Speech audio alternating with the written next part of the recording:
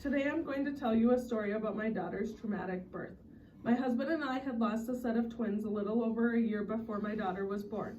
I found out I was expecting again after having some heartburn that I normally did not have. Throughout the pregnancy, everything was going well. I had my 20-week ultrasound, and that is when the doctor told us that she only had 2 blood vessel umbilical cord. A normal baby has 3. Going into that doctor appointment, we had no idea what kind of challenges we would be facing, but we knew we would face them head on.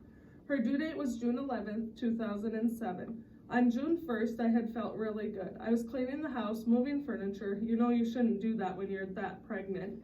Cleaning the house, cleaning under everything, and just getting ready for her to arrive. That day I had told my husband that we should go on a date night because who knows how many more days we would have until her birth. We decided that we would go out for supper and to the movie. I wanted French fries from Space Aliens, so that is where we went. Our supper took longer than expected, but we still decided to go to the movie, just to the late one. We went to see Knocked Up. I know, how fitting. We got home about 11:30 and I still felt great. At about 4:45 Saturday morning, I had to use the bathroom. I got up, went to the bathroom, and felt funny. I told my husband I thought it was time to go to the hospital, which was an hour and 20 minutes away. We took off and everything was going fine.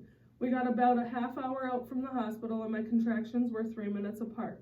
He called 911 to let them know that we were driving 100 miles an hour plus and that we did not need an ambulance, mainly because I didn't want one, or he wasn't stopping for anything.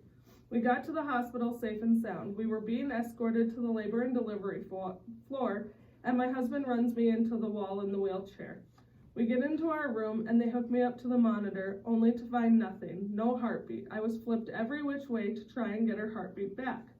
They told us it was time to do an emergency C-section. I was whisked into the operating room and they were trying to put the spinal tap in my back. He tried 7 times and on the 8th try he said, "If I don't get it in this time, I'll be putting you under." I was begging and pleading to not be put under as I do not wake up well. He did get it in the 8th time and they had to put a double dose of medication in me so I would not feel anything. They got her out and got her breathing again. They whisked her away and my husband had to stay with me as they wouldn't let him go with her. While they were getting me ready for recovery, I looked at this leg that was sitting on the table and asked, "Who else is on the table with me?" The nurse looked at me funny and said, "You're the only one, why?" I said, "Because there is a leg there." Little did I know it was my own leg.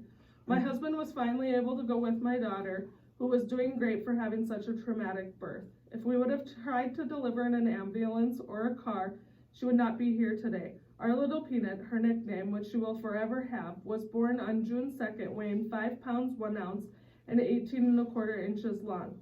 We had no idea if she was a boy or girl at the time of her birth, but because of such a traumatic birth, her name ended up being different than the girl name we had picked out. Grace K is what we decided to name her. She is a sassy 12-year-old today.